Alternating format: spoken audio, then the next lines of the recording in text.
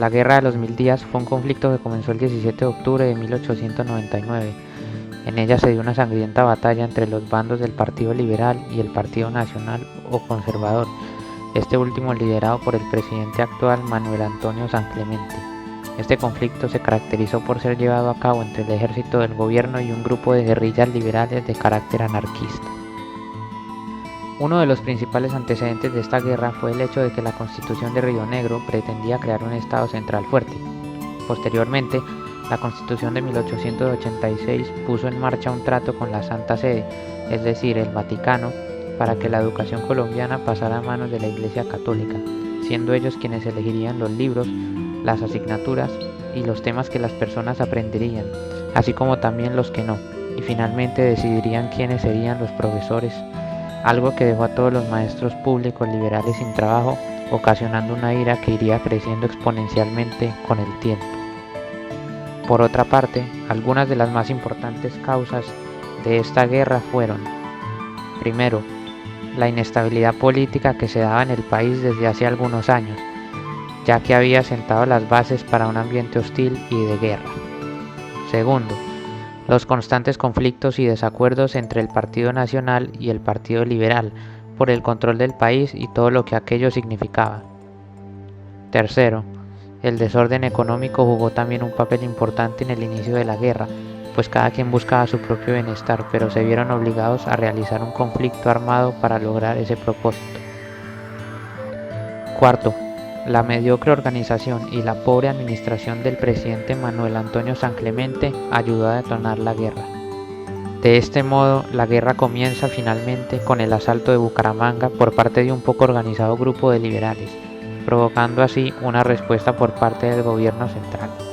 La primera fase de la guerra transcurrió entre salvajes batallas campales entre ambos ejércitos. En esos momentos los conservadores se hallaban divididos en muchos bandos más, y quisieron unirse para hacer una única y poderosa fuerza, pero no lo lograron. Por su parte, los liberales recibieron apoyo de Venezuela, pero esto no fue suficiente. Es importante tener en cuenta que durante esta época, ambos bandos perpetraron acciones brutales que no se veían en el territorio nacional desde los tiempos de la independencia.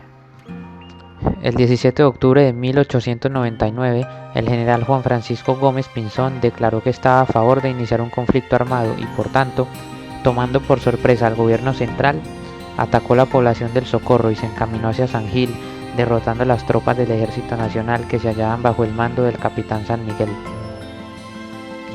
Al día siguiente, y con el gobierno ya en alerta, el coronel Juan Francisco Garay inició un violento ataque en el barrio Las Llanadas, que se tradujo en la toma de la población de Río de Oro, pues las autoridades locales decidieron huir antes que actuar en pos de la defensa de los civiles de aquellas poblaciones. Estas tomas hicieron que los liberales quedaran aislados y prácticamente sin poder en esa región del país, por lo que les fue imposible apoyar al general Vicente Carrera en el departamento del Tolima, siendo este derrotado y asesinado en San Luis el 14 de noviembre. Esto a su vez provocó levantamientos en distintas regiones como Boyacá, Tolima y el Magdalena, dejando al ejército liberal en Tolima completamente dividido y sin poder. A finales de octubre, también estallaron batallas en el departamento del Cauca, resultando en la toma de Tumaco y el asalto de Palmira, siendo finalmente derrocadas por el gobierno central, provocando una victoria total que terminaría con el conflicto momentáneamente en la región. Todo lo anterior mencionado se tradujo en muchos otros conflictos, por ejemplo, el de Panamá, que fue un éxito para los atacantes gracias a lo lejos que se encontraba de la capital, dejándola con poca protección y organización central. Sin embargo, podría decirse que las principales batallas posteriores fueron las de Peralonso y Palo Negro, ganadas por los liberales y conservadores respectivamente.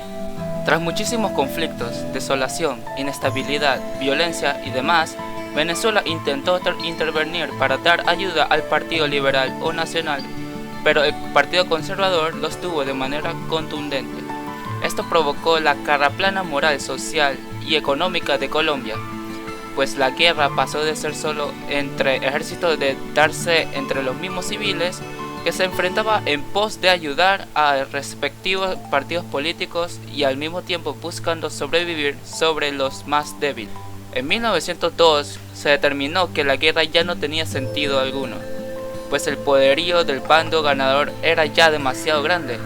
Para entonces se libraron muchas luchas en Panamá y la costa del Mar Caribe, pero la decisión de terminar la guerra se vio internacionalizada. De este modo, el 21 de noviembre de 1902 se firmó la paz entre los dos bandos en el acorazado estadounidense Wisconsin. Además, gracias a la intervención por parte de Theodore Roosevelt, presidente estadounidense del momento, en busca de la protección de sus intereses en la construcción del Canal de Panamá, los liberales se vieron obligados a dejar las armas, provocando así una victoria definitiva para el Partido Conservador. Mucho se habla de esta guerra y de sus consecuencias. Es claro que fueron nefastas, pues el país no solo quedó sumido en miseria y en una crisis económica grandísima, sino que también a lo largo del conflicto se produjeron más de 100.000 muertes entre militares gubernamentales y civiles. Además, esto produjo la separación definitiva de Panamá el 3 de noviembre de 1903. Por otro lado, la deuda de los gastos militares empobreció aún más el país, y esto, de la mano con el daño recibido por las industrias y la destrucción de las vías de comunicación, provocó que la libra esterlina pasara de costar 15.85 pesos a 505 pesos en tan solo 4 años, algo que dejó ver las terribles consecuencias económicas locales. A su vez, a causa de la derrota de los nacionalistas, se firmó la Ley 33 de 1903, que establecía el patrón de oro para controlar la emisión monetaria, recogiendo el circulante que había sido emitido durante la regeneración. Prohibió cualquier nueva impresión de moneda fiduciaria y adicionó que había suspendido las emisiones de papel moneda como recurso fiscal mediante el decreto de 217 de febrero de 1903. Comandante conservadores, Manuel Antonio San Clemente. Era el presidente de Colombia en esos momentos.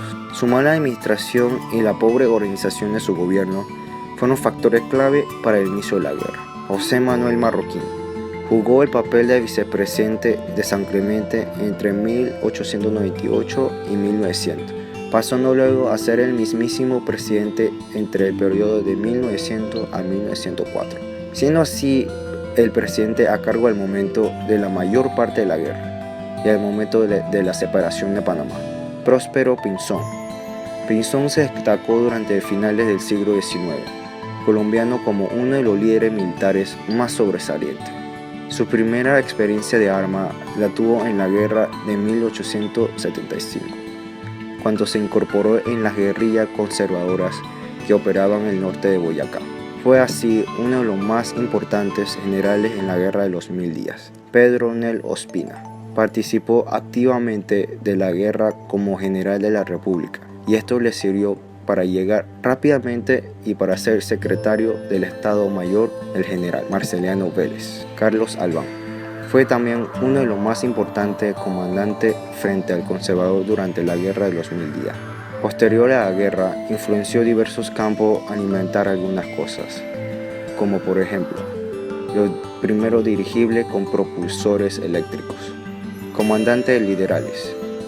Rafael Uribe fue uno de los más importantes comandantes del Frente Liberal durante el conflicto, pero fue derrotado por Rafael Reyes en la Batalla de la Tribuna. Con el cese del fuego fundó la Universidad de la República de Colombia. Benjamín Herrera consiguió la mayor cantidad de los recursos para armar militarmente al Frente Conservador, siendo uno de los mayores exponentes durante la guerra. Gracias a su éxito en la toma de Panamá, se consagra como mejor general conservador, y tras la guerra funda la Universidad de República de Colombia junto con el Rafael Uribe. Belisario Porras lideró un ataque a Panamá, pero el general Víctor Salazar tuvo tiempo de reforzar sus defensas, haciendo el intento de Porras quedara frustrado. Tras la firma de la paz, Porras se refugia en El Salvador y se opone a la creación del canal interoceánico y a la separación de Panamá de Colombia, ya que, según su libro, Reflexiones canaleras o la venta del istmo, Al hacer esto, Panamá caería en las garras del imperio de los Estados Unidos. Victoriano Lorenzo.